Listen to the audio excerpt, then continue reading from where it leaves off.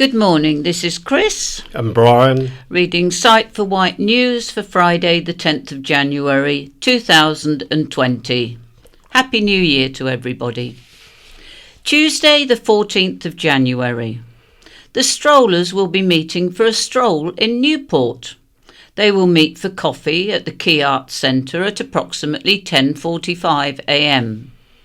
After the stroll, lunch will be at the Hare and Hounds at 12:15. Please contact Laura on 522205 or email members@iwsb.org.uk if you would like to join the strollers group. The swimming group are swimming at the waterside pool in Ryde from 8 p.m. till 8:45 p.m. The pool is closed to the public whilst the group swims. There are male and female volunteers to help you get in and out of the pool, as well as lifeguards to ensure your safety. To join the swimming group, please call Sight for Wight first to notify us of your swimming ability. You need to register with the office at Millbrook House first to be able to swim with the group. Wednesday 15th of January. The weekly coffee morning will be held at Millbrook House from 10 a.m. till 11:30 a.m. There will also be our low vision drop-in between 10 a.m. and 12 noon. This is a weekly event to allow you to view and try the low vision equipment we have at Sight for Wight without the need for an appointment. We will be swimming at the special care session held at West Wight Sports Centre in Freshwater. The session runs from 12 noon till 1 p.m. The cost to swim is £4.20. Minibus transport may be available depending on location for a suggested donation of £2. If you are interested in joining the group, then please contact the charity, as we will need to ask some questions about your swimming ability, general health and mobility, and next of kin details. Thursday the 16th of January. The Thursday social group are meeting at Millbrook House. The group meets from 10:30 a.m. till 2 p.m. With the help of volunteers, the group enjoy a number of activities: crosswords, catching up on news and trivia, knitting and crochet. They are currently making pom-poms for the rug. This very friendly mixed group also love to chat and enjoy lunch together. Later in the afternoon, volunteers come in and read to the group on different topics. If you would like to join the group, then please contact the charity on 522205. Any other news? RNIB Living with Sight Loss course. Have you or a family member been diagnosed with sight loss? Share experiences with others in similar situations and find out about services available to you. These free, informal, community-based courses provide information, advice, support and practical solutions for people with sight loss and those close to them, helping them to adjust to a sight loss condition, increase independence and boost confidence. This course will be running on Thursday the 13th of February and Thursday the 20th of February, 10 a.m. to 3 p.m. at Falcon Cross Hall, Shanklin, PO 377LA. To book your place, please call the RNIB on 0300 123 3933 or email at lwsl@rnib.org.uk. More information can be found at www.rnib.org.uk/living with sight loss. Do you care for a vulnerable adult? Have you heard about the Herbert Protocol Safe and Sound? The Herbert Protocol is a form that carers, family or friends of a vulnerable person can fill in. It contains a list of information to help the police if the person goes missing, including medication required, mobile numbers, places previously located, a recent photograph. Recording this information ahead of time and keeping it regularly updated will greatly reduce stress associated with trying to recall detailed information in an emergency situation. This form can be downloaded at www.met.police.uk/Herbert Protocol.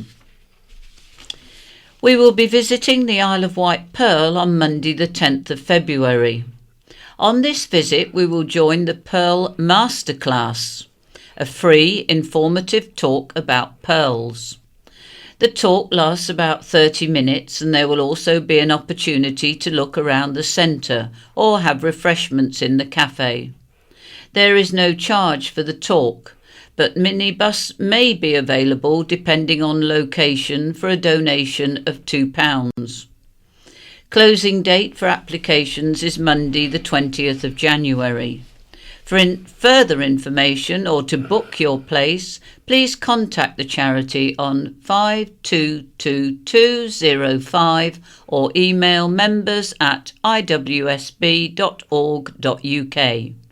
Please note that all activities are subject to demand and availability of volunteers for driving and supporting as a sighted escort guides. This week's In Touch. Funding research into blindness, blind physios. Leading eye experts in the UK have signed an open letter in The Guardian calling for more funds for medical research. We'll hear from Professor Chris Hammond, who is one of the signatories of that letter, and Fight for Sight's Dr. Rubina Ahmed.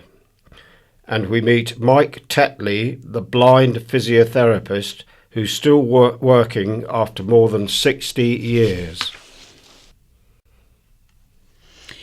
And now for the Isle of Wight County Press headlines for Friday the 10th of January 2020. Teacher banned. A teacher who was sacked after assaulting a Year 7 pupil during a school trip has now been banned from teaching. Former Cowes Enterprise College science teacher Graham Bell, aged 47, lost his job after grabbing the student and pushing them to the ground during a trip to Corfe Camp Shalfleet in July 2018. Following a misconduct hearing, the Teaching Regulation Agency, TRA, has now banned Mr. Bell from the profession indefinitely, a decision that cannot be reviewed until at least December 2023. A TRA panel found Mr. Bell guilty of misconduct of a serious nature after he admitted unacceptable professional conduct. Following the incident, Mr. Bell was convicted of assault at the Isle of Wight Magistrates Court and given a 12-month community order. The court heard he was involved in a physical altercation with 2 pupils during the residential trip. A fellow teacher described Bell's actions when he grabbed a student by the shoulders and forcibly pulled them some distance before pushing them to the ground as crazily mental. The community order included 100 hours of unpaid work. Bell was ordered to pay £485 in court costs and a victim surcharge. The TRA panel said it was satisfied Bell's actions had fallen significantly short of the standards expected. It found he had failed to observe appropriate boundaries, treat pupils with dignity, and uphold public trust in the teaching profession. The panel accepted Bell's actions were not premeditated and were instead due to a loss of emotional control at the point which the offence was committed. In a statement read to the panel, Bell said he had learnt a lesson from the incident and regretted his actions. The ban prevents Bell from teaching in any school, sixth form or children's home in the country, something the panel said would clearly deprive the public of his contribution to the profession. After the news was reported on the County Press website, readers voiced their support for Mr. Bell and said he was a well-respected, popular teacher. Isle of Wight's first mixed-sex civil partners. Cathy Orme and Paul Claridge have made history by becoming the island's first mixed-sex couple to form a civil partnership. Following a change in the law allowing mixed-sex couples to become civil partners instead of getting married, Cathy and Paul of Undercliff Drive, St Lawrence, headed to the Isle of Wight Register office at Seaclose Park on New Year's Eve. Their union was witnessed by close friends Tanya and Stuart Herman. Cathy, 60, and Paul, 55, who met in 1999, decided to form a civil partnership to give them the same legal standing as a married couple. We'd like to go on and get married one day with a church service and celebrate properly with family and friends, but until we get round to organising a big event, this gives us the legal protection we've been seeking, said Cathy. Register office staff told Cathy and Paul they were the first Isle of Wight couple to take advantage of the new law. It comes after 5 years of campaigning spearheaded by London couple Rebecca Steinfeld and Charles Caden, who took their battle to the Supreme Court. They said their wish to form a civil partnership was rooted in our desire to formalise our relationship in a more modern way, focused on equality and mutual respect. Civil partnerships were introduced for same-sex couples in 2005, providing similar rights and entitlements afforded to married couples, such as marriage allowance, tax relief, and joint parental responsibility for children. Nationally, as many as 84,000 ceremonies are expected to be conducted in 2020.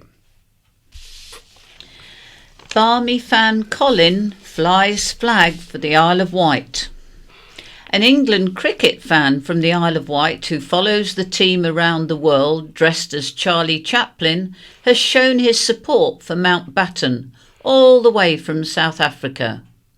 Colin Bloomfield from Ryde, who travelled to Cape Town to watch England win the Test match, was interviewed by supporters group the Barmy Army. In the video interview, Colin said, "Charlie has done for a charity. It started off as a fun thing. Now we do it for Mountbatten. Each Test match we collect around £1,000 to £1,200. I ought to keep a scoreboard. I've been doing Charlie for 15 years now, 12 at the cricket. I got roped in by some crazy Barmy Army people to come to the cricket dressed up as Charlie, and it's all evolved from that." Plans lodged for accessible park. Following the launch of a petition and fundraising campaign to build a disability-friendly play park, supported by people from as far afield as New Zealand, South Africa and the United States, a planning application has been lodged with the Isle of Wight Council. The idea for an accessible play park at God's Hill's Central Mead playing field was first conceived by Nikki Collinson Phoenix, who spearheaded the plans and organised fundraisers. A planning application has now been submitted by God's Hill Parish Council. According to the plan, specialist equipment at the play park off God's Hill High Street would include a wheelchair swing and an open, lowered roundabout. There would be cradle seats for wheelchairs, exercise equipment for adults, including sit-up benches and arm pedal bikes, and a separate fenced-off play area for younger children. The pavilion currently standing at the site would also be demolished to make way for a new community hub with a driveway and parking. The cricket field would remain in place. Following the launch of the God's Hill Play Park project, almost 400 people signed a petition supporting the plans, and a fundraising campaign raised the £160,000 needed. Fundraisers have included firewalks and bag packing to raise the money for the park. However, several objections have been lodged against the plans and concerns raised about the potential impact on wildlife. Objectors have also warned the park could be targeted by vandals if it is not properly maintained. Island Roads have objected to the planning application, highlighting a lack of parking, inadequate pedestrian access and poor visibility for vehicles exiting the site onto the high street. Man took knives into court. A man who took 2 knives into court when he went along to support a family member ended up appearing in court himself. William Wilkie, 53, of Bridge Road, Cowes, appeared at the Isle of Wight Magistrates' Court in December, where he pleaded guilty to possessing a bladed article in public. The court heard how on November the 25th, Wilkie entered the Isle of Wight Combined Court building in Quay Street, Newport, and security guards asked to search his bag.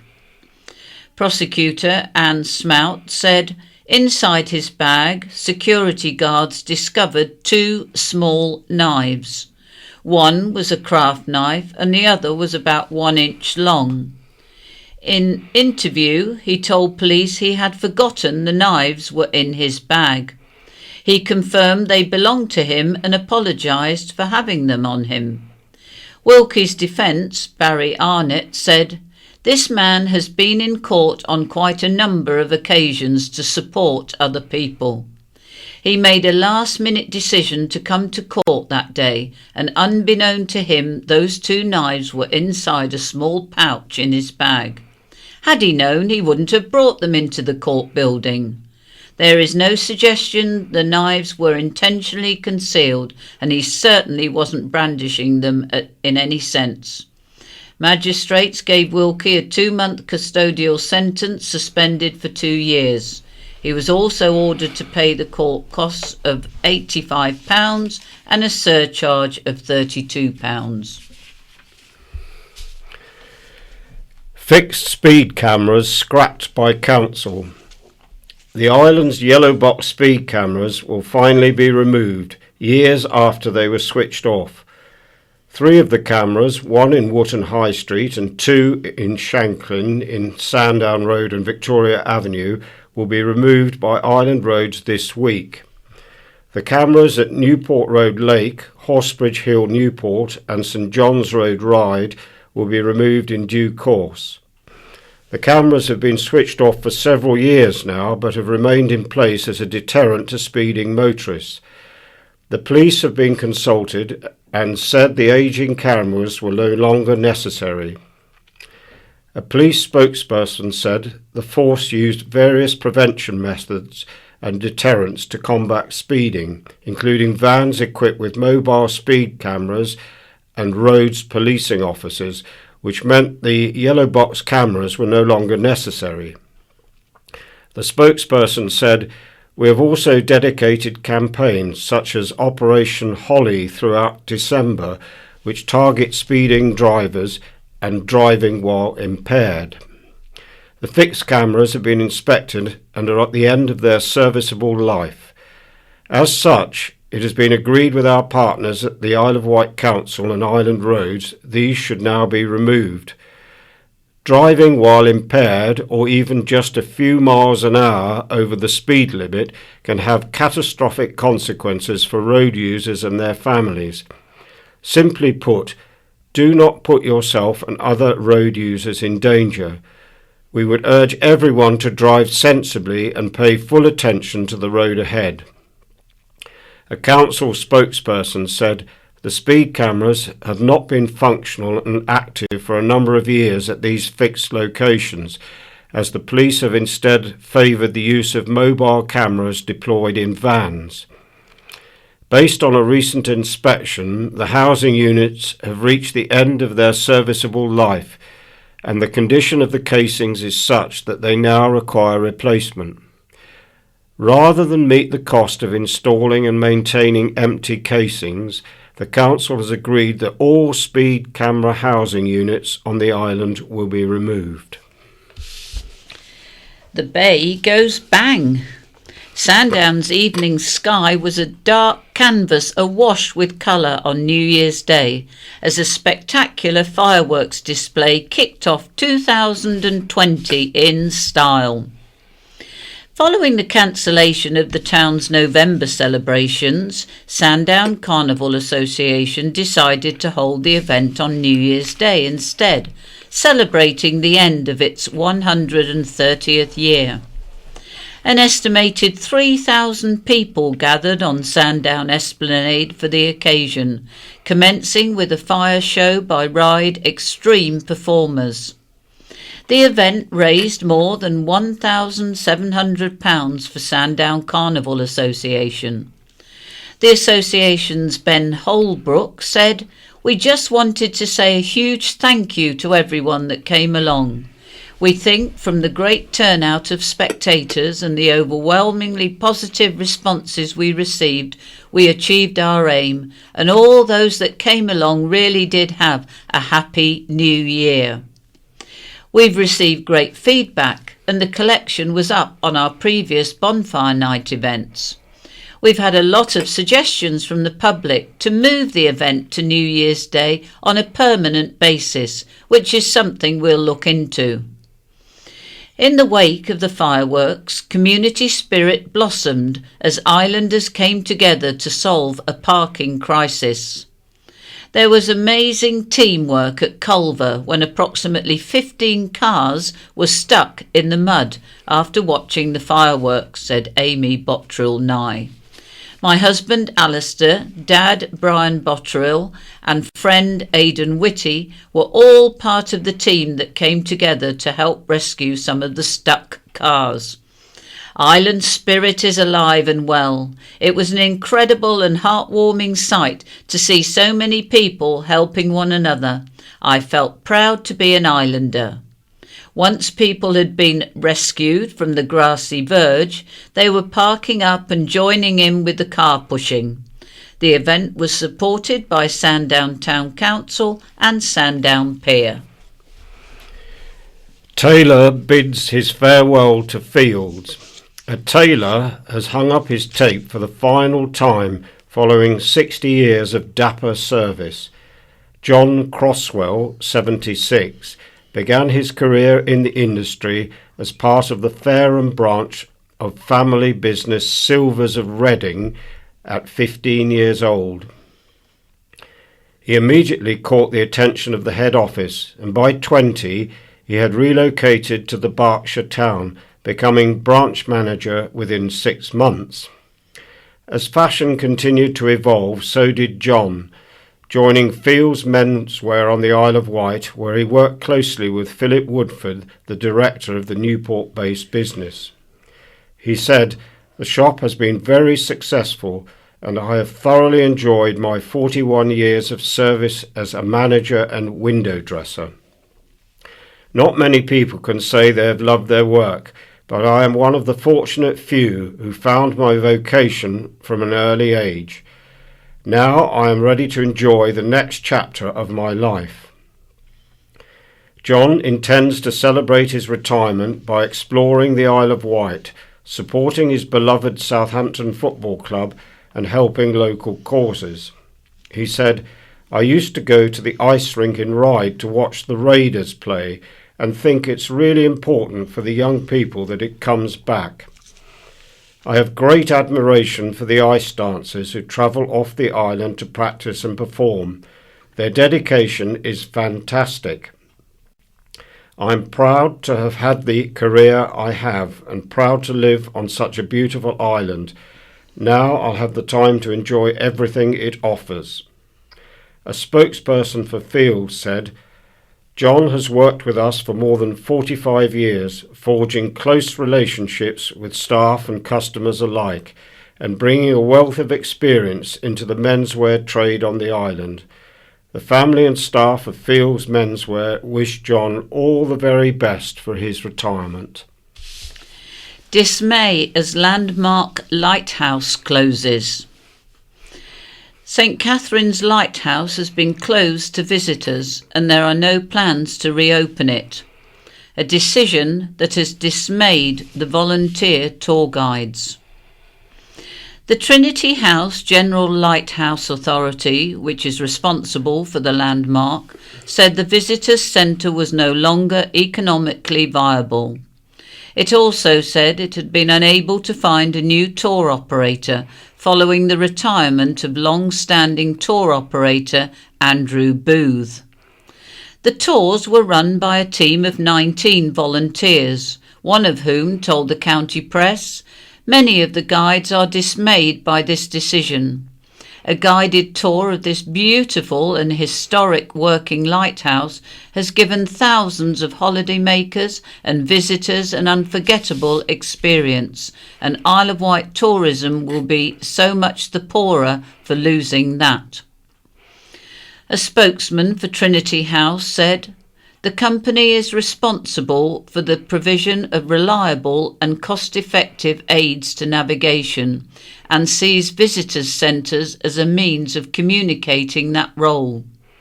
A review of our visitor centres has been conducted and the decision has been made to focus on fewer, more accessible and economically viable locations where maximum exposure can be achieved. St Catherine's Lighthouse has had to close its doors to the visiting public as a tourist attraction. Mr. Booth has retired and a successor could not be identified. We would like to take this opportunity to thank Andrew for his excellent work in opening the lighthouse to the public on behalf of Trinity House, and we wish him every happiness in his retirement. The lighthouse remains fully operational, but there are currently no plans to reopen it as a visitor centre. It is appreciated islanders may feel a close affinity with the lighthouse. They can rest assured that the station itself remains a key operational asset and continues to play a vital role in the safety of navigation for vessels in and passing through the area. Roundabout works enter next phase. St Mary's Roundabout has entered the next phase of roadworks with new traffic regulations now in force. A spokesperson for the Isle of Wight Council said, "During this phase, to allow works to continue safely, a contraflow system taking the traffic onto the opposite side of the carriageway will be in place for traffic travelling on Medina Way north of St Mary's Roundabout. From early January to late March, the contraflow will be in place for southbound traffic heading towards Newport. It will then switch to a contraflow for northbound traffic, Cowsbound. Signage will be in place to clearly direct vehicles, including those exiting from the hospital site onto Medina Way, which will exit via feeder lane in a similar way to the current arrangements. The Council is reminding road users the work will cause disruption during some phases, particularly until motorists become accustomed to temporary traffic arrangements during construction. Due to the size and nature of this scheme, the works programme is subject to change, but programme dates will continue to be issued as each phase progresses." 5 dead dolphins discovered. 5 dead dolphins have been found on island beaches in the space of a few weeks. Joe Truman of St Lawrence made the discoveries as he walked along the coastline over Christmas. He has reported the findings to the Cetacean Strandings Investigation Programme, CSIP. County Press photographer Paul Blakely took a picture of one of the dolphins at Compton, surrounded by plastic and other waste which had been washed ashore. The others were found at Compton, Watershoot Bay and St. Lawrence. All 5 carcasses were of a similar size, and Joe fears they were from the same pod and could have been affected by the recent visit of a super trawler. Isle of Wight makes Guardian's 2020 holiday hot list. The Isle of Wight has made the Guardian's 2020 holiday hot list of alternative holiday destinations. The newspaper described the island as futuristic retro, ranking it alongside destinations including Sri Lanka and Slovenia. It focused on the island's environment and eco-appeal, highlighting its UNESCO Biosphere Reserve status, AONB areas, the Common Space Project, and accommodation such as the Seaview Hotel and Nettlecombe Farm. It said, the Isle of Wight has long charmed holidaymakers with its retro seaside fun, 500 plus miles of footpaths and historic buildings such as Osborne House. This small island often feels worlds away, partly thanks to its unique relationship with nature. Will Miles of Visit Isle of Wight said, "It's really fantastic to kick off 2020 with such a great piece in The Guardian, putting the Isle of Wight side by side with some outstanding global destinations, and there is absolutely no reason why we shouldn't be sitting there." Friends donate £35,000. The Friends of St Mary's Hospital have provided new life-saving equipment to the Isle of Wight ambulance service. Portable equipment used to resuscitate patients following a cardiac arrest has been provided thanks to a £35,000 donation. The charitable contribution has allowed the service to acquire 4 pieces of equipment, each to be carried by an ambulance. "They're worth their weight in gold," said Operations Station Manager Matthew Colson.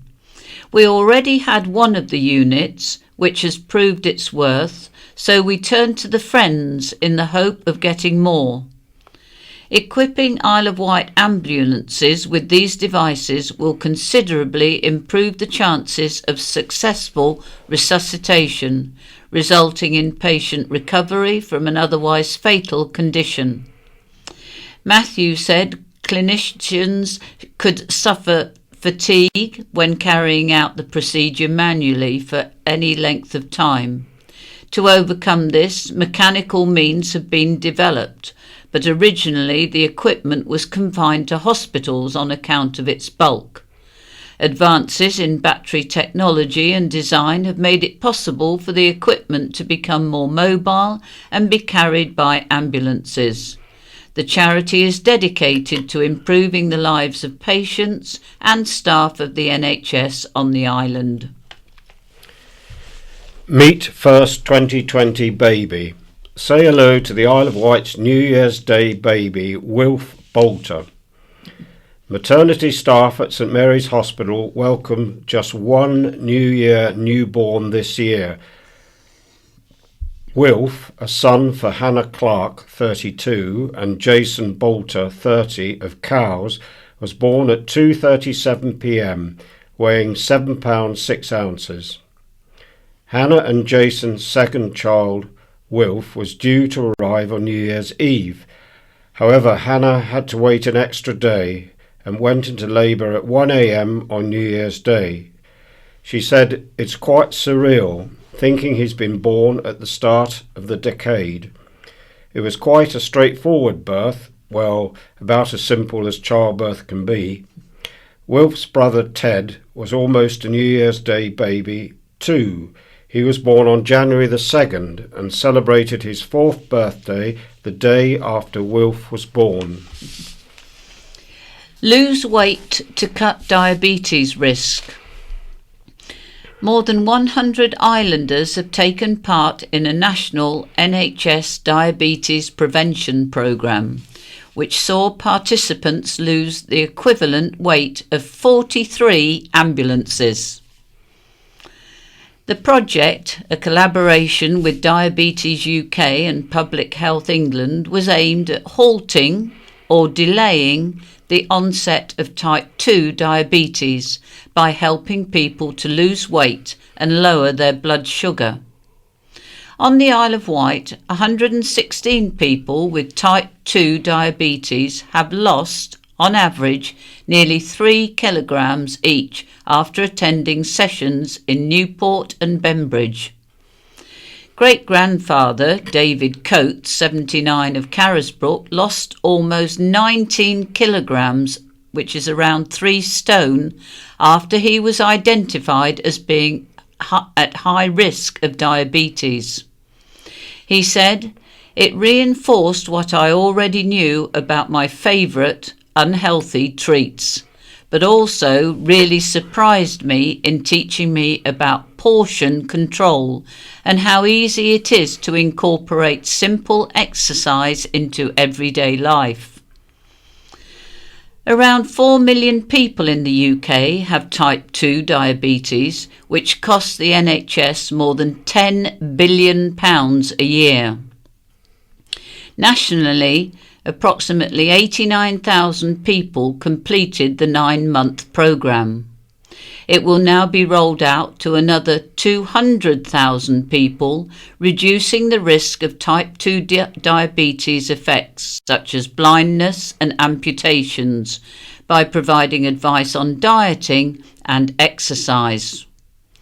The NHS Clinical Director for Obesity and Diabetes said, "Helping people avoid diabetes is potentially life-saving, so these results are encouraging. But ultimately, the NHS cannot win the fight against obesity alone, which is why we are providing people with the tools to help themselves." Parakeet spotted at St Mary's. County Press reader Hayley Taylor had to do a double take when she spotted this brightly coloured bird in the trees near St Mary's Hospital pond. Hayley posted her pictures on the Lost Pets Isle of Wight Facebook page in case it was a missing pet, but islanders were quick to tell her ring-necked parakeets are on the wings south from London, where they are a common sight in parks. Bird experts believe it is only a matter of time before they reach the island, and this could be one of the first. Hayley said, "I saw it about 8:30 a.m. on Sunday on my way to work and posted it in case someone had lost a pet. It was about 25 feet up in the tree. I have since found out through the RSPB website it is now the UK's only native parrot, with around 8,600 pairs." Island birdwatcher Jim Baldwin commented on the sighting on the Isle of Wight birding page, saying they are now a common visitor to Southampton parks. Christmas and New Year dips. Vital funds were raised for the Wessex Cancer Trust at the 3rd annual New Year's Day dip at Shanklin Beach. Around 130 people gathered at the Salix Beach Cafe for the pirate-themed event to brave the waves for the charity's crisis appeal. Salix owner Mary Griffiths said, "It was a very successful day and we were very happy it didn't rain. It was hard work to host it, but completely worth the effort. We pride ourselves on being a community-based business." One family raised £500 on their own and everyone seemed to have a lot of fun. Marie and her partner, head chef Mark Legg, hired Stepping Out Boogie Bus to DJ at the event and provided mulled wine and mince pies for participants. There was a treasure hunt with 160 hand-painted pirate-themed pebbles to find and a bagpipe player. Mike Sizer Green, the Trust's Newport manager, said, "We must extend a huge thank you to all of those who took part on the day and donated to our crisis fund. We are expecting a total in the region of £3,000 to have been raised, which is invaluable to our cause. Last year we helped more than 1,000 individuals with counselling therapies and other services, which the money will help us to continue providing."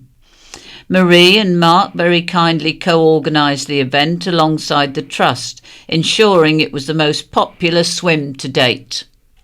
As reported, the charity needs to raise £600,000 by the end of this month to save its services.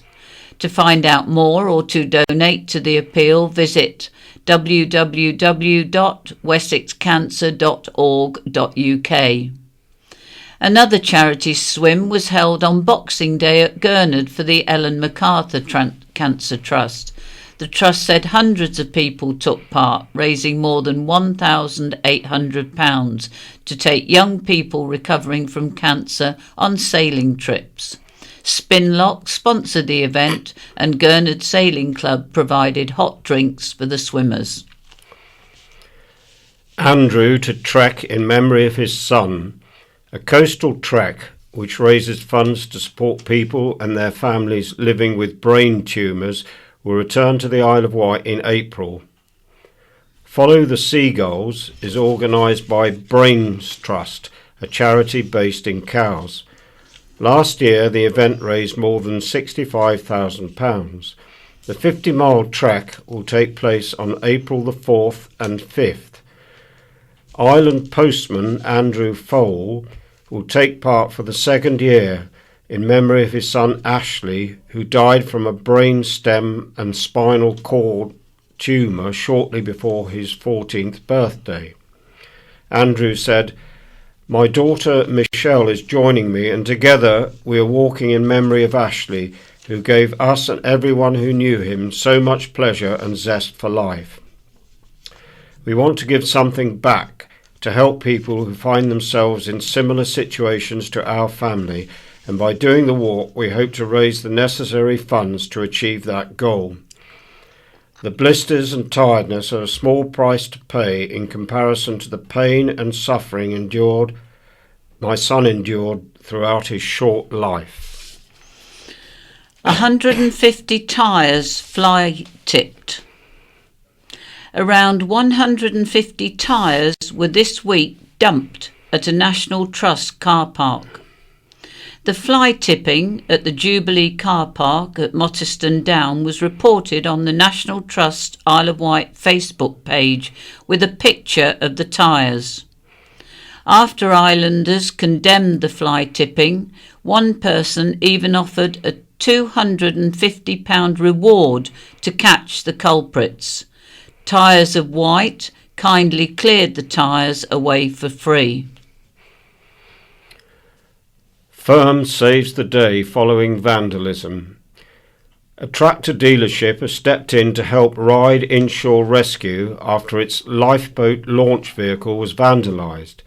The Hunt Forest Group, the Isle of Wight's John Deere dealership based in Rookley, has pledged to donate a new windscreen and fit it for free.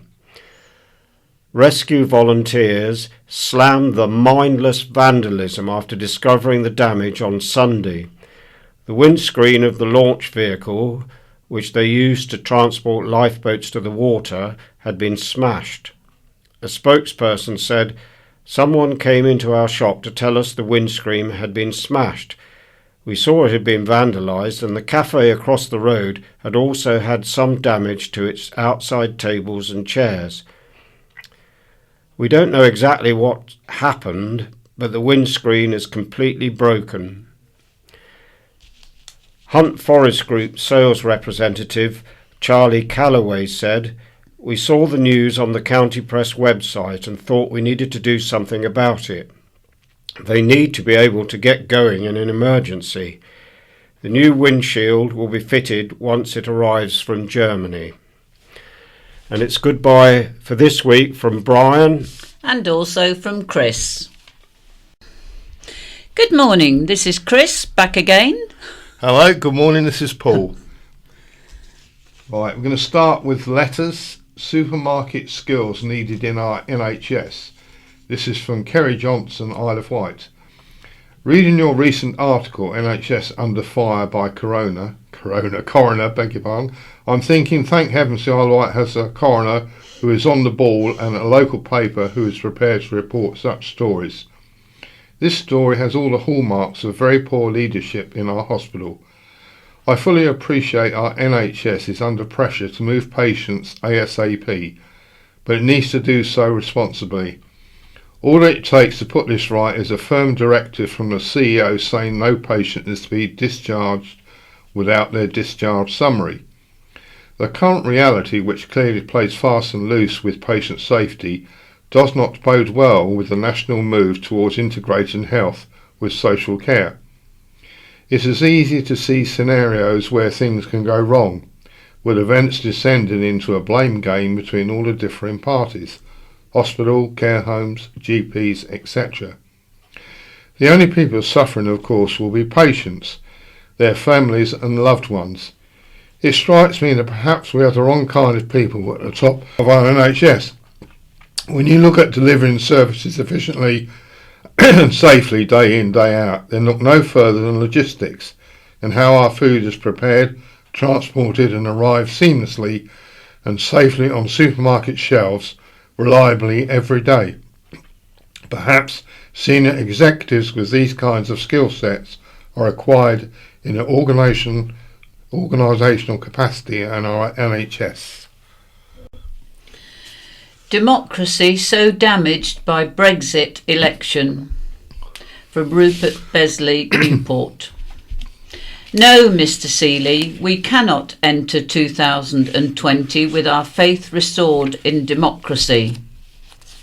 This was in the column of the County Press on the 27th of the 12th, 19. Your party has seen to that. It was a minority of the electorate, 37%, that voted Leave in 2016, and an election minority, 14.8 million, that voted for parties pro-Brexit, while 16.5 million backed parties for Remain or a second referendum. Voting first past the post does not serve democracy well.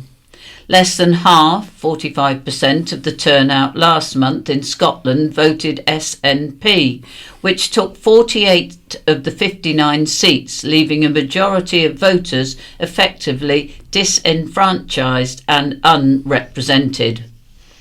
Overall, the Conservative vote rose by 1.2%, giving a net gain of 47 seats. The Lib Dem vote went up 4.2% and their seat numbers fell. Proportional representations would have given the Greens 12 seats and Lib Dem 70. The ill-framed referendum split the country down the middle. The result was within what elsewhere would have been written off as margin of error. This outcome was achieved by lying, cheating, outside interference and dark money. Diana Cairns, details of which government has done its best to suppress. Whichever way the vote had gone, more work was needed to achieve a common voice and proper mandate. Instead, government sought to proceed by methods found by courts to have been unlawful. Far from the people taking back control, the government has worked to circumvent the instruments of democracy and put power instead in the hands of unelected Dominic Cummings. Brexit is not done, but means another year of mayhem ending in possible no deal, all at a cost too large to own up to. Getting it done does not make this any better than the bad idea it always was, driven on base motives of xenophobia and boredom, along with deluded notions of UK's role in the past and place in the future. Parliament knew this, as enough MPs understood the real issues of facing us: climate change and global inequality, are ones that require our closest cooperation with nearest neighbours. It is outrageous the party of austerity that has cut services for 10 years and brought crisis to the NHS and criminal justice systems should claim to be the ones to re-energise the country. Deregulation and tax cuts mean dodgy financiers, shoddy goods and granful. The party that has divided the country with mounting hate and hostile environment, culminating in the tragedies of the Windrush and murder of Joe Cox, has no right to expect everyone now to support them. Another columnist, Malcolm Mime, thinks we have a rosy future. La La Land, I think you'll find. Harsh criticism. This is a letter from Helen Clinton Pacey at Newport. I really have to object to the write-up by John Marino on Dad's Army, recently performed at the Apollo Newport. Apart from a couple of performers, he slated everyone, even the director, Andy Burns. If he had bothered to inquire, there were in fact 2 directors.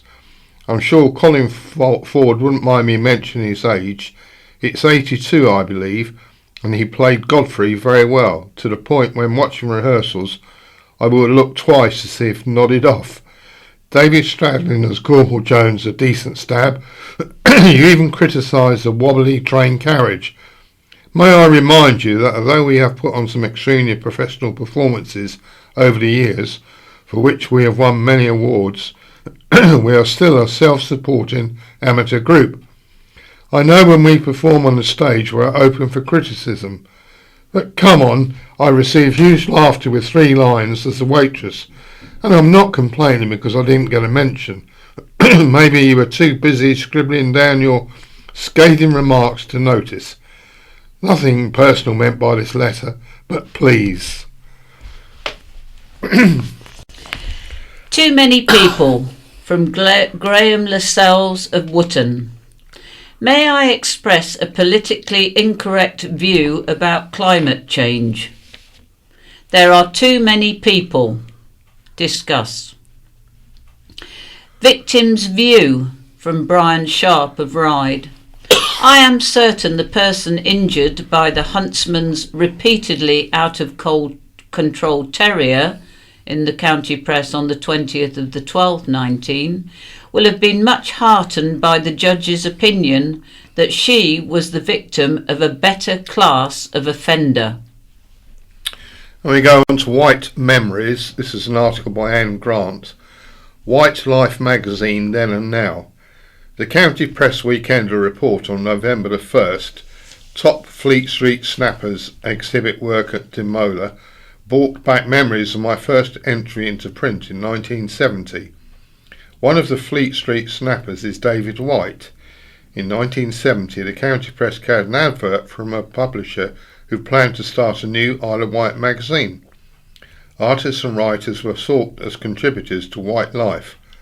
I contacted the editor and attended a meeting at the Bugle in Newport with a portfolio of my work. The outcome of that led to me drawing portraits of not 1 but 4 magazines. The publisher was already successfully running Manx Life magazine on the Isle of Wight, and Wight Life was to be its sister magazine. It was photographer David Wight who supplied images of notable islanders for me to draw for Wight Life. The magazine printed a different portrait each month. David also took the scenic front cover photos. One of the first islanders I drew was Jim Evett. During the First World War, Jim came to the island to recover from a leg wound at Albany Barracks Hospital. This site later became Albany Prison. After his recovery, he married and settled here. He became a well-known builder, and in later life he had a window cleaning business in Newport.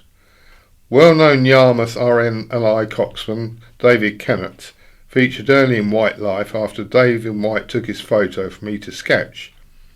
Renowned island marine artist Peter Leith was another memorable local I had the pleasure of drawing.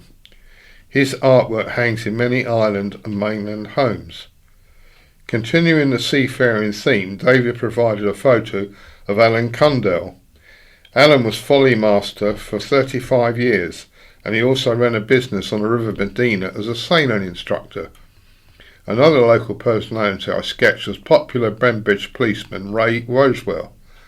Of the 100+ faces I drew for Wight Life, one lady to feature was Cowes councillor Mary Halpin, who also served as town mayor.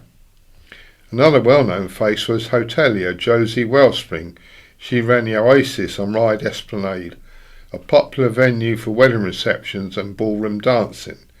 After the first issue of the magazine, the editor asked me to draw portraits of Manx life. Once Wight Life was established, the publisher decided to launch Channel Island Life and City Life, London, and I drew portraits for those too. The two magazines that stayed in publication the longest were Wight Life and Manx Life. Channel Island Life and City Life were very short-lived. One notable woman I drew for Channel Island Life was the indomitable Dame of Sark. Many years later I visited that timeless isle. By then Dame Sybil Hathaway had passed away and her grandson had succeeded her. What makes Sark unique is that no cars are allowed, except for one owned by the Sark ruler. Everyone else gets around by foot, bicycle, horseback or tractor, and that includes visitors. Try to imagine, if you can, the Isle of Wight without cars. A vision for the future under climate change. To capture a memory of my visit to the Dame's Enchanted Isle, my photo was taken in her tranquil garden. Channel Life lasted 3 years. The publisher struggled to find feature writers to fill the pages. Wight Life had no such problem. City Life ran for 2 years and fell victim to the 1970s recession. One well-known London man I sketched was John Brangwyn Page, chief cashier at the Bank of England from 1970. Everyone carried J.B. Page in their pocket or purse. His signature was reproduced more times than anyone else in Britain at that time. Each banknote was signed by him as chief cashier. He bought the original of my drawing. I was delighted to sell it, but I never received a cheque with his famous signature on it. The editor saw the potential investment value of Page's cheque. He asked J.B. Page to make the cheque out to him, and the editor in turn wrote a cheque to me. I got paid, but the editor kept Page's cheque for years until he eventually sold it to a collector. He preferred not to tell me the selling price. Of all the Manx people I drew, the only non-resident was Italian Giacomo D'Agostini. He featured because he won 10 Manx TT motorcycle races and later became a world champion Grand Prix road racer. When I answered the small advert in the Counter Press in 1970, I had no idea I would end up drawing about 250 people in 4 magazines. My 10 years freelance with Wight Life and Manx Life ended in 1980. I needed to move on. Both publications continued for a while longer. Wight Life closed before Manx Life did. The publisher and editor then retired. I last heard from the editor in 2005 when he was 80 years old. He was pleased the Wight Life title had been resurrected through the Wight Link reincarnation, bears no resemblance to the original magazine content. Isle of Wight Records Office says its archive has every issue of the original Wight Life, should anyone wish to browse through them. Now for my view.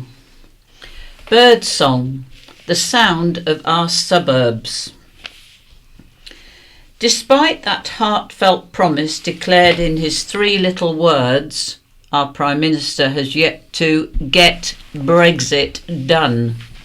We're still in the European Union, so suck it up, gammons. However, for all its brilliant environmental protections, many of the Isle of Wight directly benefits from, such as clean bathing water legislation. One EU rule I am struggling to support relates to electric vehicles. With the climate emergency quite literally hotting up, electric vehicles are being promoted as the solution to the impending planetary catastrophe. Of course, electric vehicles are old hat to this country. 60s Britain had more battery electric vehicles on its roads than the rest of the world put together, with its fleets of silent, sustainable milk floats. And there's the rub. You see, without a traditional internal combustion engine, an EV makes no sound. A silent vehicle could easily be considered a potential hazard for pedestrians and other vulnerable road users. To mitigate for this, the EU has ruled all new types of four-wheel EV must be fitted with a noise-emitting device, which sounds like a regular engine. What a wasted opportunity! I was sincerely hoping the increasing popularity of electric vehicles might see a return to a quieter public spaces, where people could have a pleasant chat without having to bellow over the intrusive racket of cars. But alas, it seems not. I'm of a generation which remembers the joy of hearing bird songs in the street, not just early in the morning, but throughout the day. The birds that have survived to our current times are whistling their happy tunes as loud as they can, but we can't hear them over the noise of traffic. And talking of both milk floats and whistling, how about the trilling call of our milkies, posties and other delivery folks? When did you last hear someone whistling a tune in the street? I'll bet it was a while ago. I myself used to be a keen whistler, but what's the point of tooting out a ditty if it can't be heard? One fondly remembered sound of the suburbs from my childhood, in that of me and my pals playing in the street. For many reasons, stranger danger, computers, fear of death, this art is long lost, along with its accompanying soundtrack of screeching joy as young'uns stampede around the neighbourhood making friends and having fun. So my amended proposal is a simple one. If it's absolutely necessary to imbue electric vehicles with some sort of noise, let it be a nice organic one.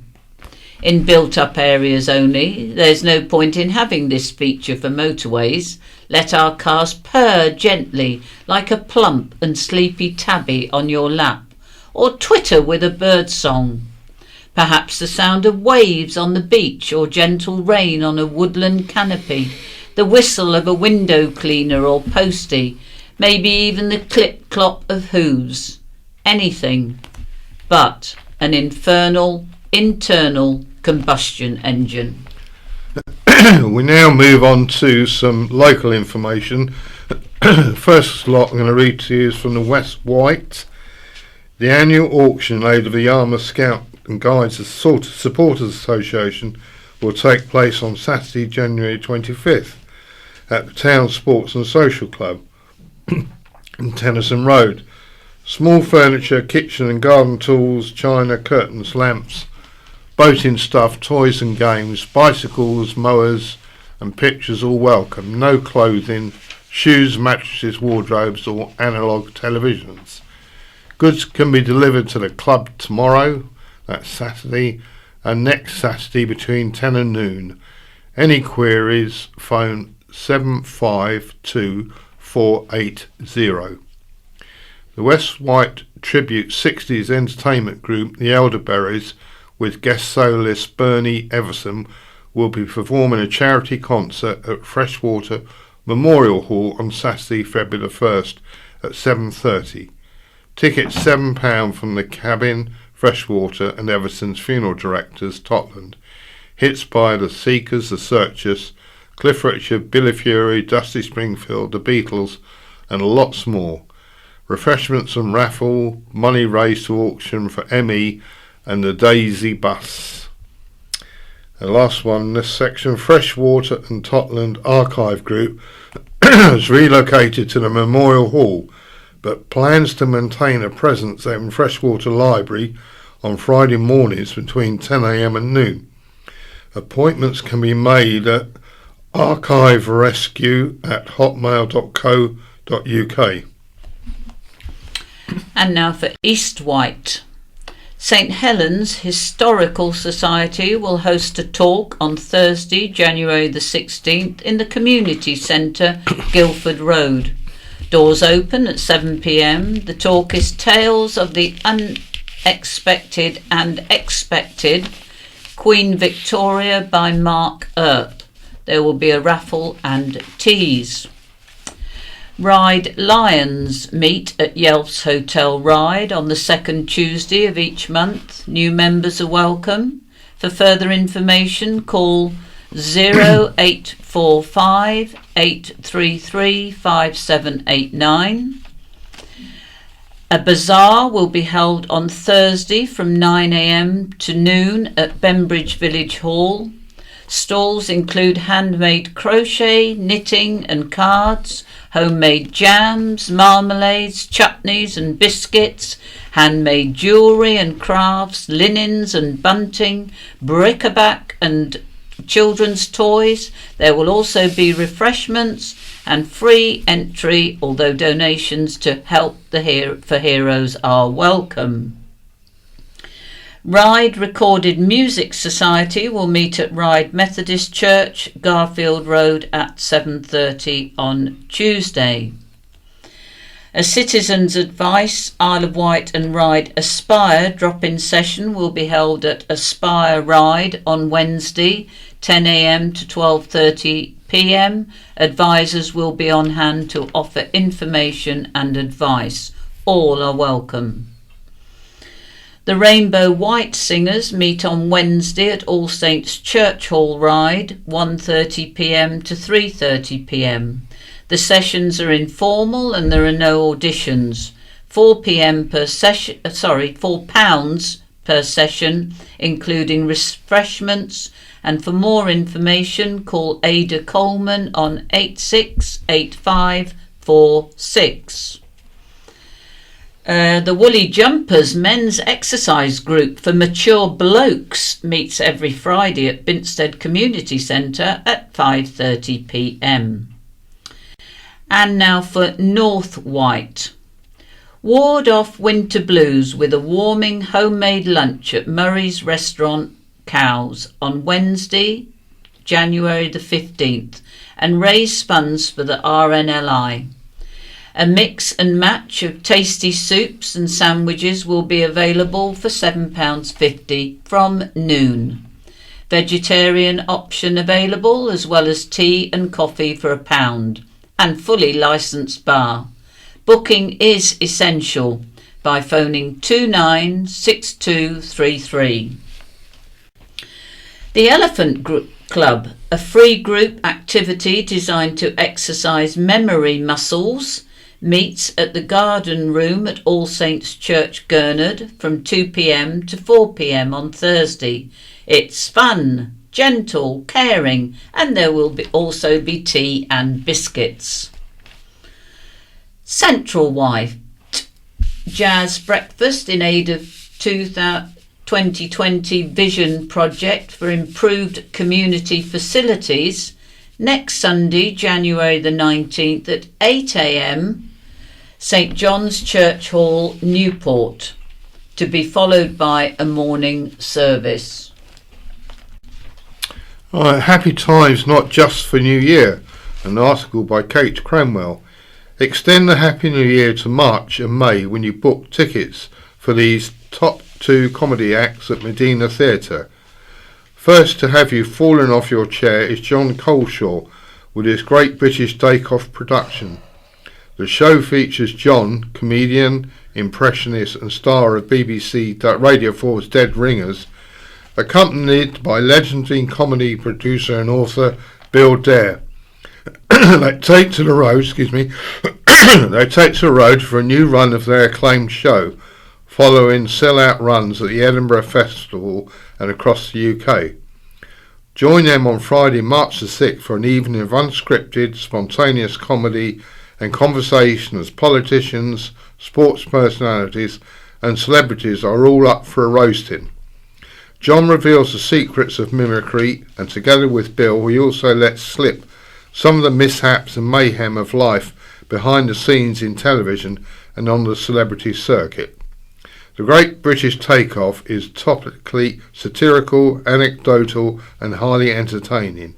It's never the same show twice. Tickets are £20 and are available online or by calling the box office on 823 884. On Thursday, May the 21st, Andy Parsons brings his Healing the Nation show to the island. As seen on the likes of TV's Mock the Week, Live at the Apollo and QI, Andy's cracking wit and ad-libbing makes for a thoroughly entertaining live performance.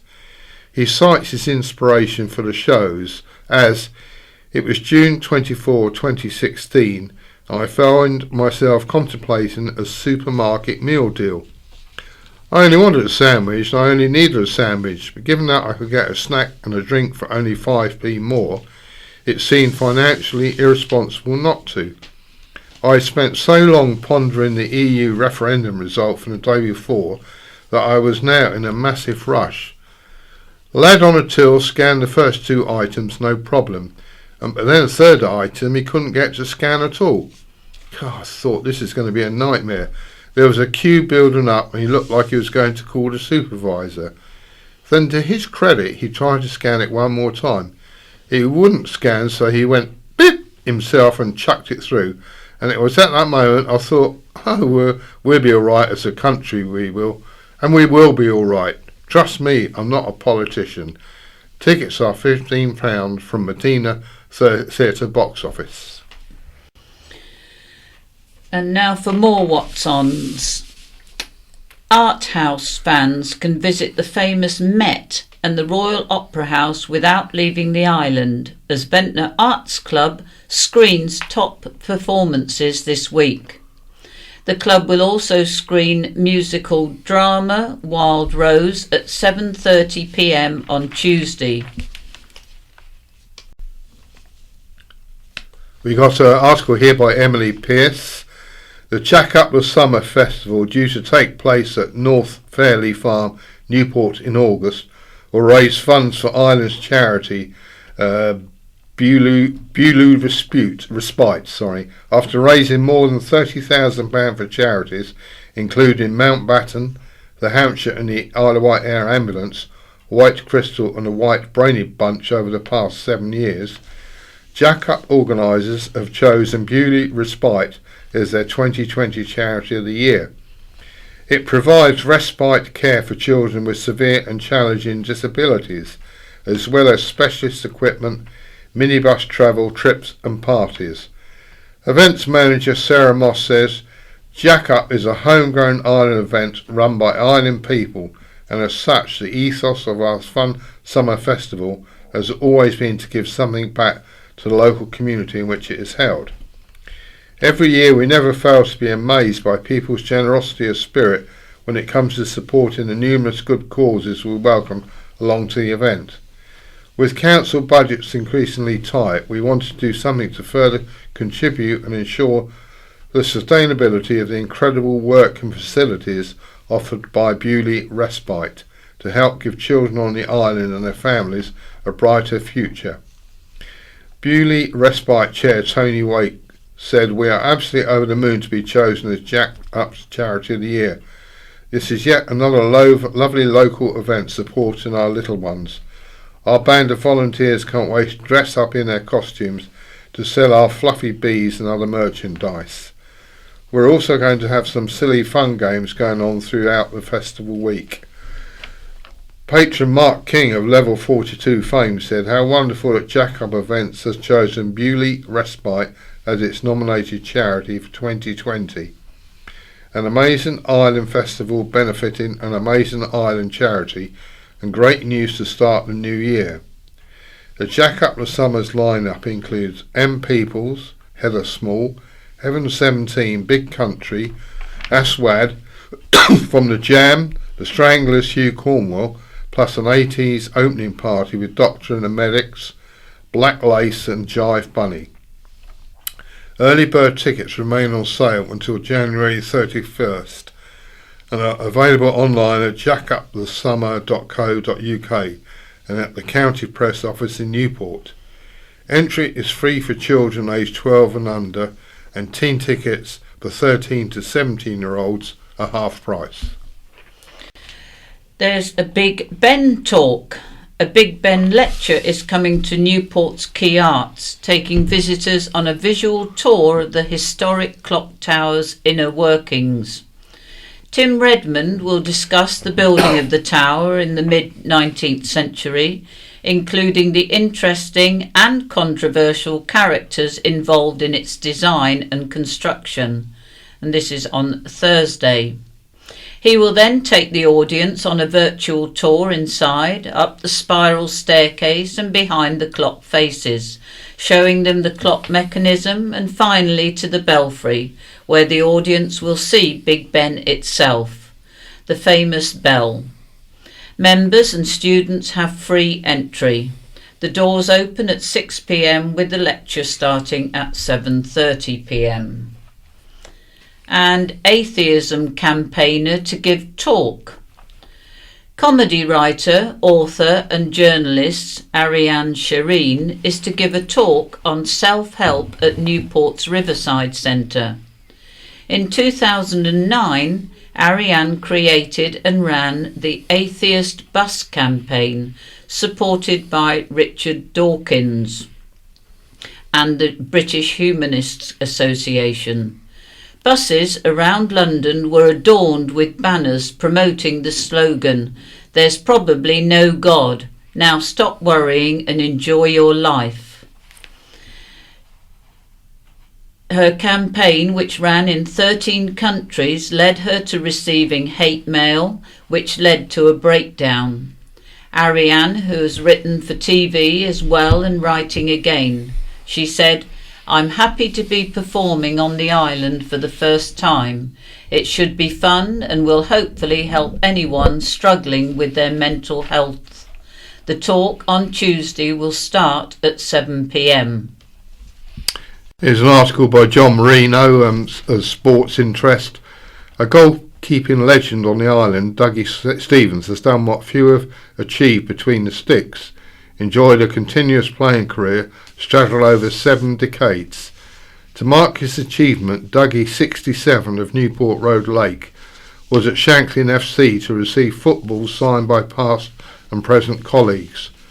A special Legend 7 cake, a football top embroidered with each decade he played in, and a folder of cuttings spanning 1969 to 2020, as well as emails to some of his countless friends in the football community. Dougie will probably be best remembered for his success playing for East Cowes Vics and Ride Sports, but he played for a number of other island clubs, from former Sunday League level on the island to Division 1 of the Hampshire League. With more than 1,500 senior games under his belt and a lifetime of great footballing memories, he now plays for Sandown Reserves in Combination 1 of the Island League and is still loving it. Dougie, originally from Birkenhead, attended Sandown Grammar School and made his senior debut for Sandown, losing 7-1 at Christchurch in 1969, aged 17. It was a baptism of fire for Dougie, but following spells at struggling Parkhurst Old Boys and St Helens Blue Star, he got noticed at Ryde United. Vic saw something in Dougie and snapped him up. Expecting to play in the reserves, injury to Vic's first choice stopper opened the door for Dougie, who remained first choice for 6 seasons. At Beatrice Avenue, Vics won the Division 1 and 2 Hampshire League titles. In winning Division 1, Vics were the invincibles of their day, going the entire season unbeaten.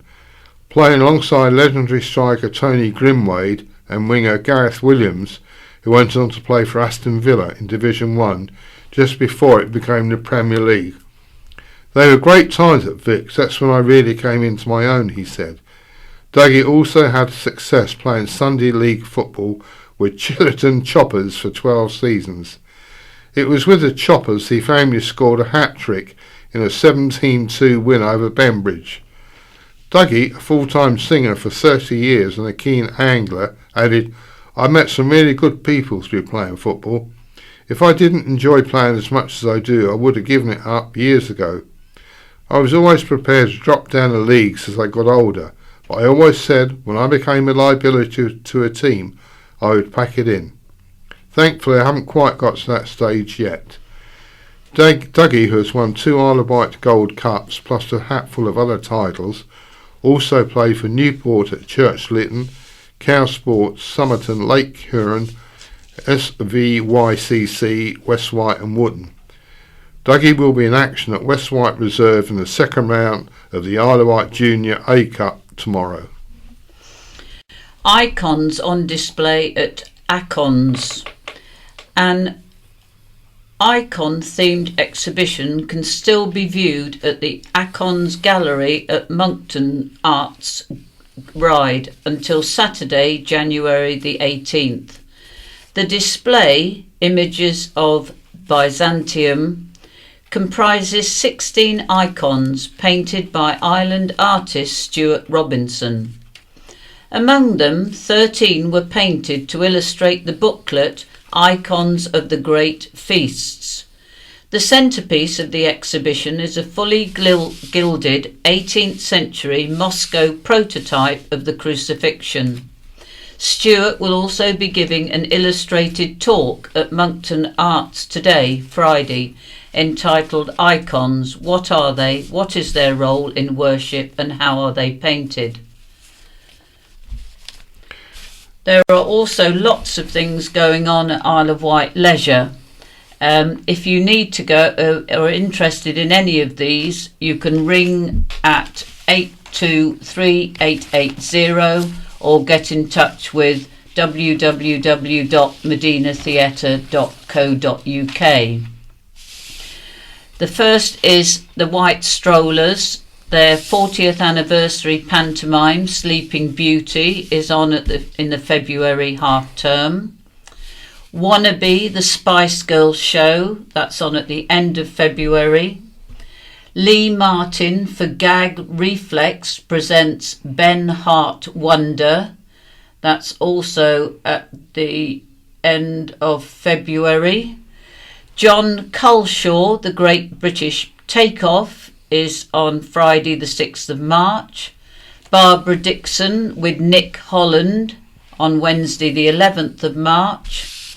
Go Now, the music of the Moody Blues, that's on the 13th of March. 7 Drunken Nights, Wednesday the 18th of March. Circus of Horrors, that's over 16s only, on Sunday the 22nd of March.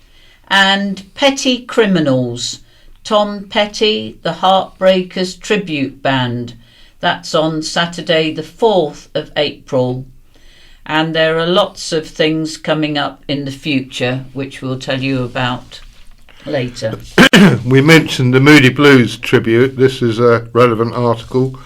Moody Blues piano donated to Mountbatten. A grand piano once owned by founding member of the Moody Blues, Ray Thomas, is now bringing enjoyment to islanders at Mountbatten. The musician most commonly played the flute and is widely remembered for his solo performance of one of the band's greatest hits, Nights in White Satin. However, a Yamaha piano given to Ray during his career was gifted to Nordoff Robbins, the UK's largest music therapy charity, which works with people supported by Mountbatten. It is amazing to have this gift as a way of bringing more music into the hospice, said Fraser Simpson, music therapist at Mountbatten. The day centre patients love coming in to hear the piano. It's lovely to have such an amazing instrument to play and with which to make music with them. Ray, who played at the Isle of Wight Festival in 1970, died 2 years ago, but he always wanted his instruments to be used to help others. His wife Lee said, "We started donating to Nordoff Robbins because of its work in helping people through music. Ray's life was music, and he would be so happy his piano's at the hospice. Ray was always helping people, so it's fantastic." Mountbatten provides music therapy sessions every week, including to people with dementia and their families and carers. Boris has been reminded of Island Deal pledge. As we welcome in the new year, we can look forward to some exciting and some challenging times ahead. This is from Councillor Dave Stewart, leader of the Isle of Wight Council. This week the Cabinet endorsed plans to bring the last leg of the Tour of Britain to the island in 2021. This major international event will bring with it a huge boost for island businesses and our overall island economy. It will also create some pride and positivity for everyone to enjoy. However, our council financial position remains a challenge, and following the outcome of the recent general election, I have already written to the Prime Minister reminding him of his commitment to an island deal. This is very important to us as we move towards our budget setting process in February this year and beyond. We will set a lawful and balanced budget this year, but it has not been easy as we look to minimise the impact of necessary savings on the most vulnerable in our community. I'm sure many of you are also planning for things like holidays, getting fit and achieving other goals and ambitions that you have for the year ahead. The Council is no different, and we have ambitious goals including development and approval of our new island plan. I would encourage everyone to participate in the consultation process that is now underway for the island plan, because this will help me to take the best possible evidence-based case to government on our proposals, including housing numbers. So I wish everyone a happy new year, and I look forward to leading the council on your behalf in 2020. There's an article now by John Hatton, screenwriter Daisy, excited by her latest television drama. The television listings for this evening, Friday, have pitched Ride screenwriter Daisy Coolman against herself in a ratings battle. At 9 p.m. on ITV is the fifth series of Grantchester. This series she created in 2014, adapting the stories of James Rumsey for the hit show. At the same time, but on Channel 4, is her latest creation, Deadwater Fell, a 4-part series starring David Tennant. Daisy, a former pupil of Ryde High School, is particularly excited about Deadwater Fell, which is her first true crime series. After we finished filming the 4th series of Grantchester, which starred James Norton and Robson Green, a friend in the business suggested I write something unfiltered and from the heart. My new show has come from that idea. I am very excited but terribly nervous about it. I hope the response is good. Deadwater Fell is a tragic fictional story set in a small Scottish village and involves a serious fire. Two of the main characters, Jess and Steve, are going through the rigours of IVF.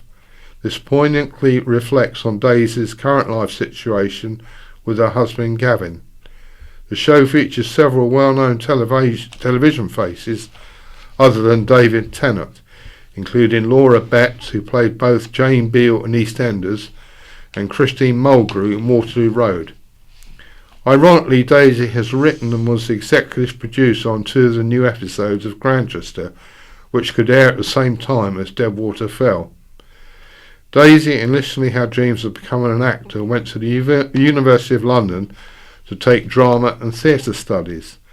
She decided against acting and joined a television company to make the tea and work her way up. Her early jobs were on Where the Heart Is and The Bill, which gave her the ambition to become a writer.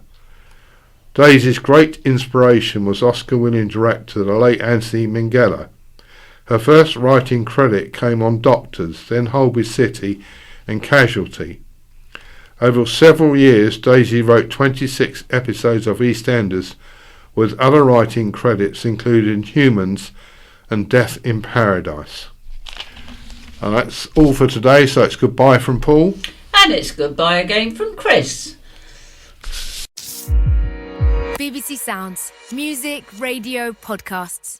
Good evening. Tonight, the eye doctors and researchers calling for urgent funding to treat and prevent blindness, and the blind physiotherapist in his 90th year who's still treating dozens of patients.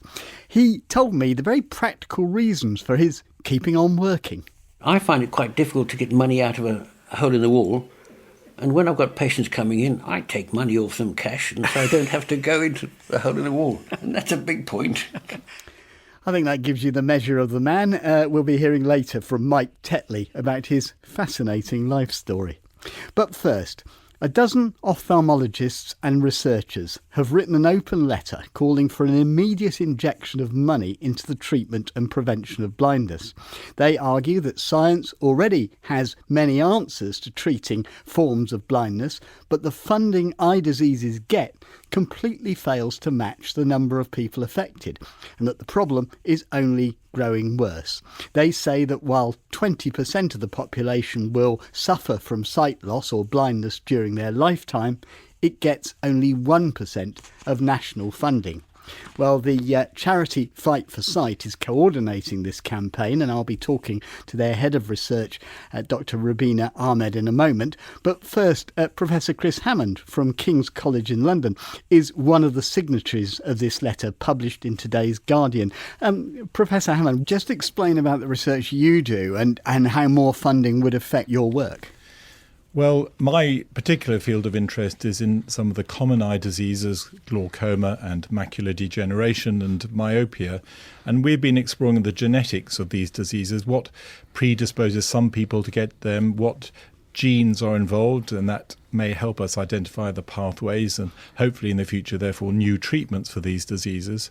But also we've been moving towards precision medicine, that is predicting who will get a disease and how we might screen or identify them early on, and then trying to personalise their treatment. If I had more money, I would be able to expand that field of research into more diseases, get ever larger size studies.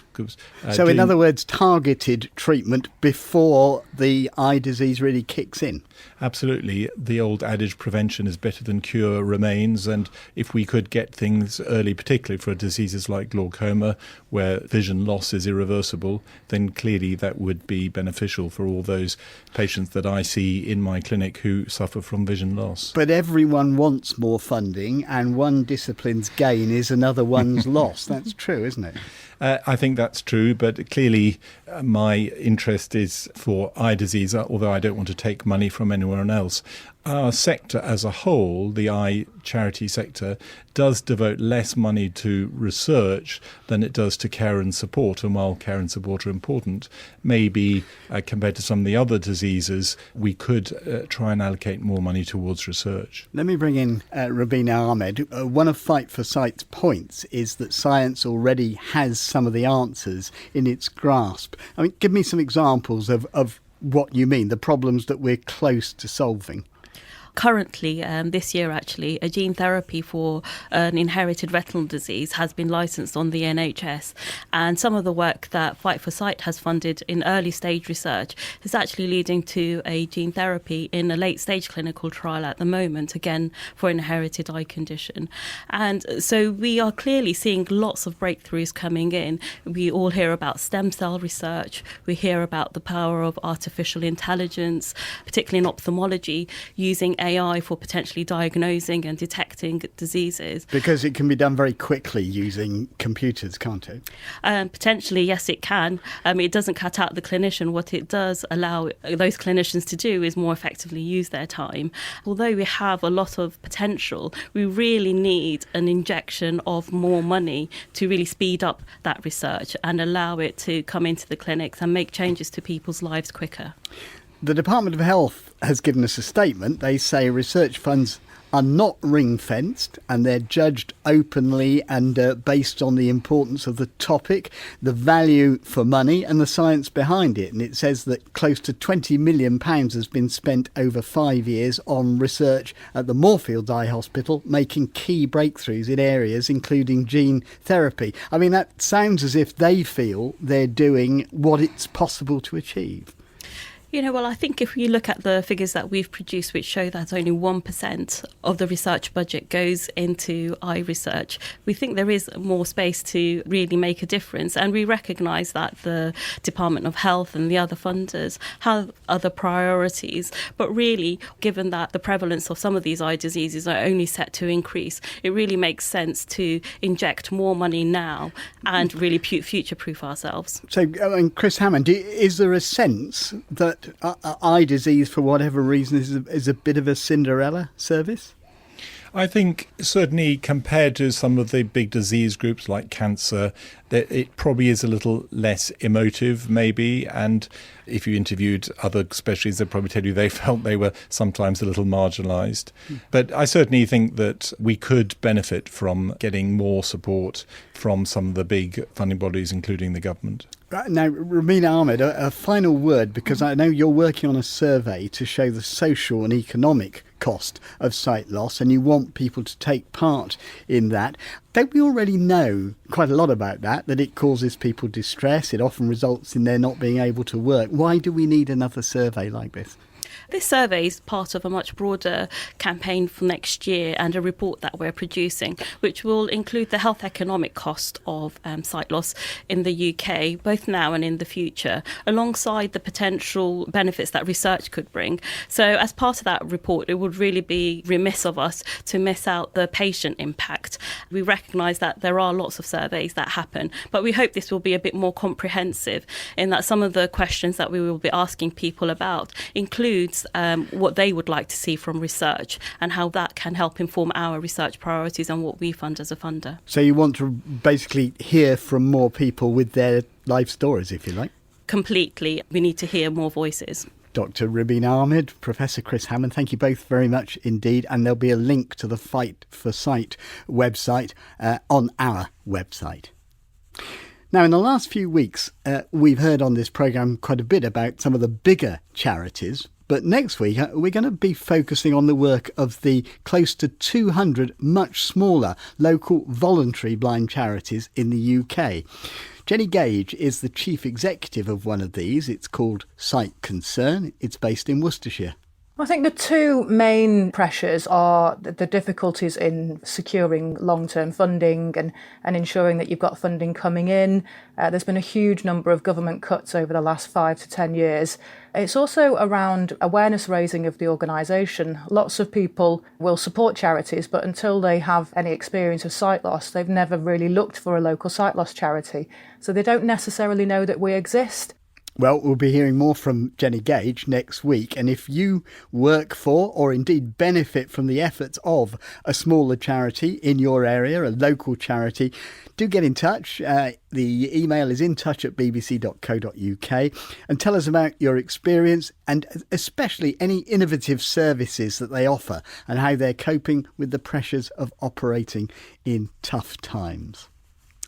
Now, in October last year on In Touch, we were talking about the rise and fall of physiotherapy as a profession for blind people.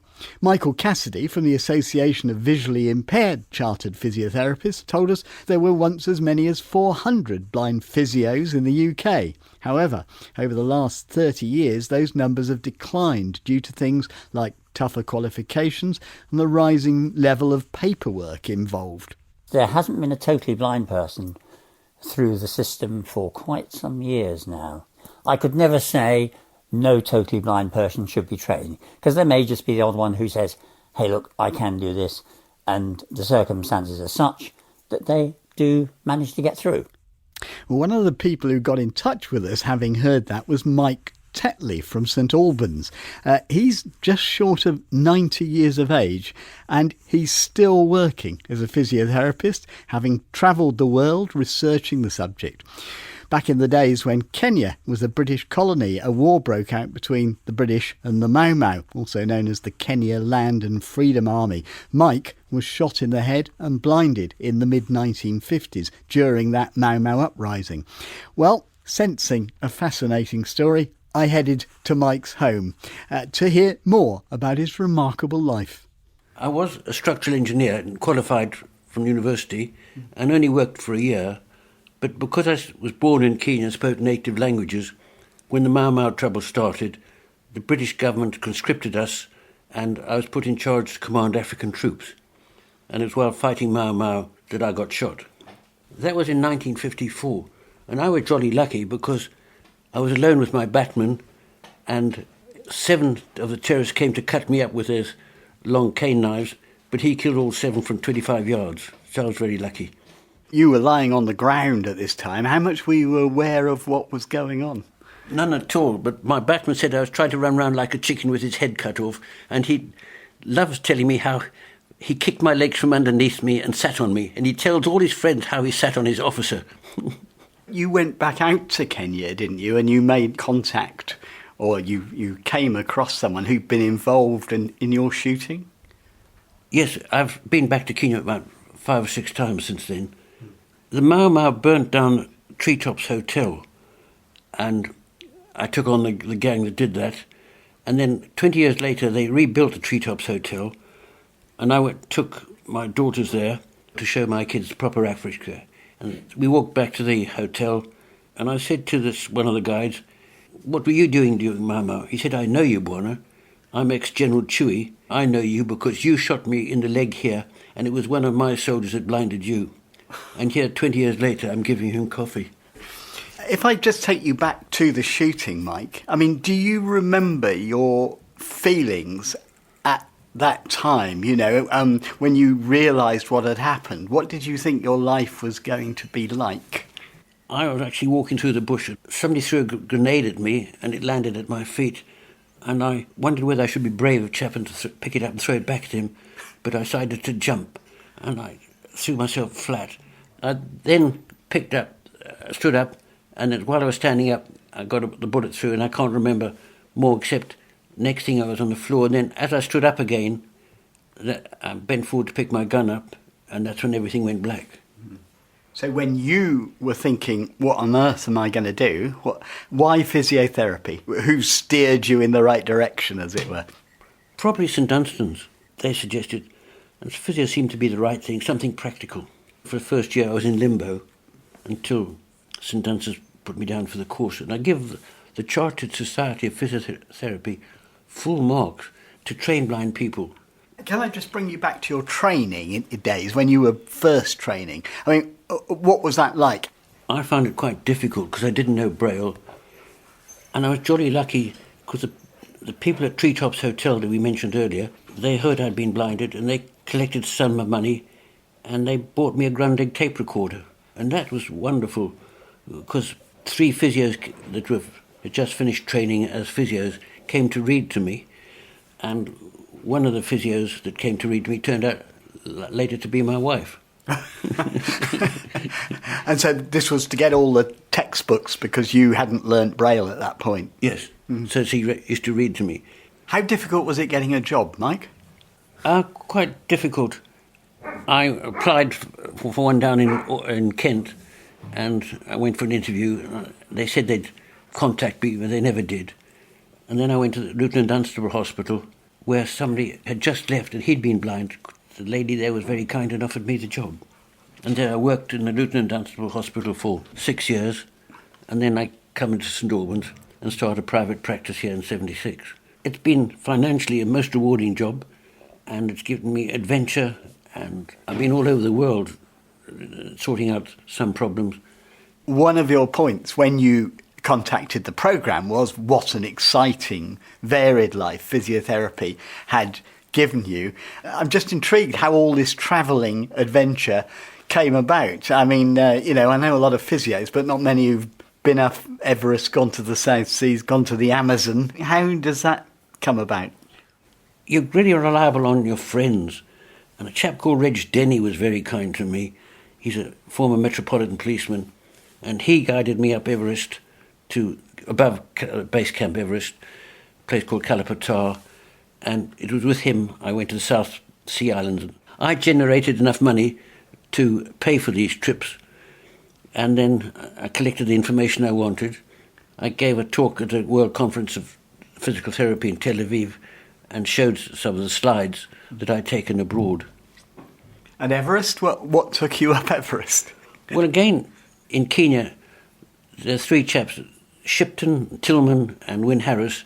These all climbed Mount Everest in 1930 and 33, and they were almost my next-door neighbours, and I just thought Everest was a hill that everybody went up if you got a chance. Wasn't one of your exploits to take a really long walk? I think you walked from Luton to somewhere? My first dog was a fully trained sheepdog before he was a guide dog, and he was chucked out from being a sheepdog because he chased birds, and I wanted to see how good he was, and he walked me by himself from Luton to Marple Arch. That's 33 miles.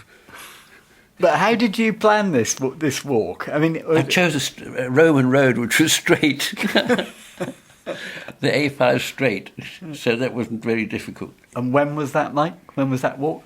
About 65. Would you fancy doing it now? No.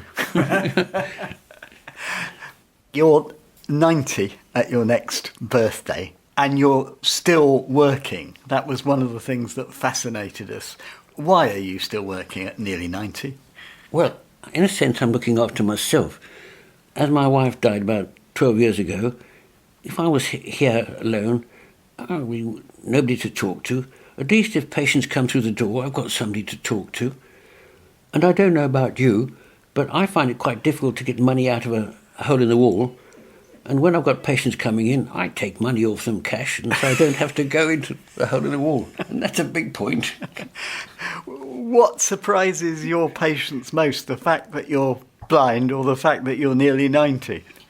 I don't know. I tell them I keep myself fit. I mean, one of the things I do every morning, I've done it this morning already, I lie on the floor and put my toes right over my head and touch the carpet above my head. Only do that 3 times.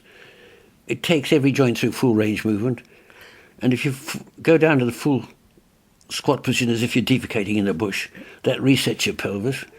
And what else you got to do? You've taken every joint through full range movement, and I can still do that. I say, what's wrong with you? Can't you do it? Do you think that it is finished as far as a career for blind people? I jolly well hope not. I can't see any reason why physios can't be trained and have a full life, financially rewarding and a rich life. If you enjoy meeting people, I can't see any reason why you shouldn't be a successful physiotherapist. I just wonder what you feel you learnt from your experience that you'd pass on to someone suddenly confronted with blindness now. Well, the computers made a big difference.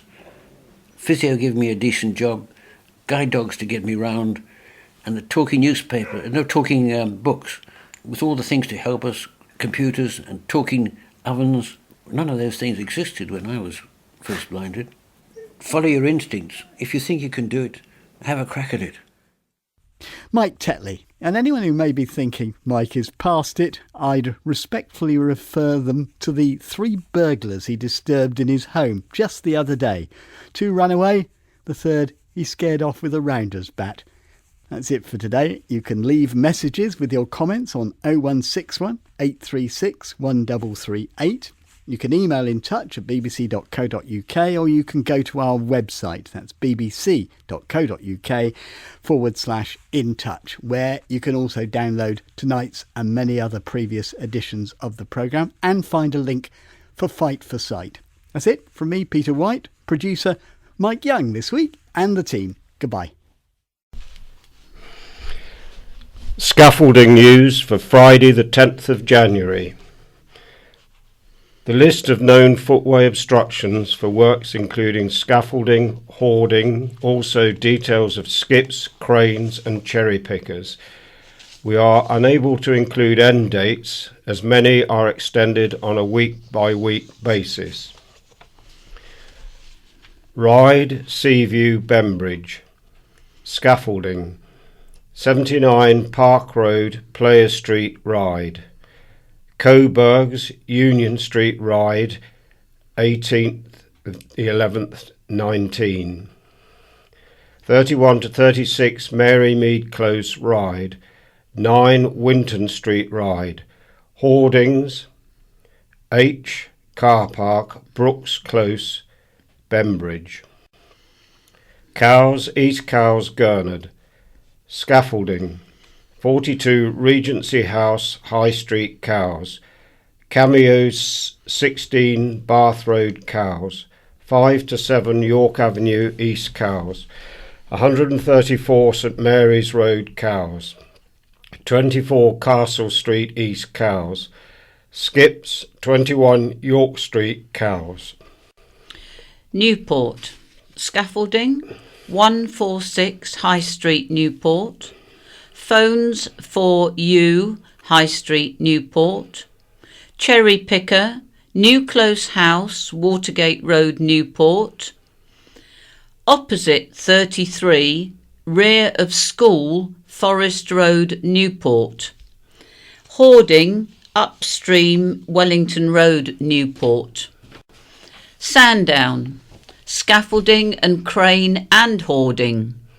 Scaffolding at Methodist Church, York Road, Sandown. Hoarding at Premier Inn, 1 to 9 Esplanade, Sandown. Crane at Premier Inn, 1 to 9 Esplanade, Sandown. Skips, the Sheelings, Ferncliff Road, Sandown. Sandown Pier, Esplanade. Ventnor and Knighton. Scaffolding, corner of Madeira Road, Ventnor. Point Cottage, Church Street, Knighton. Old Town Hall, 1 to 12 Albert Street, Ventnor. 1 Blendworth Terrace, Ventnor.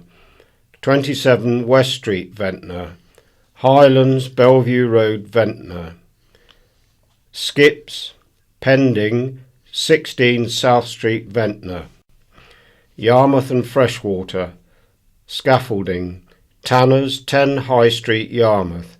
Skips, Tanners, 10 High Street, Yarmouth. Runnymede, Queens Road, Freshwater. Guyer's Cottage, Blackridge, Freshwater.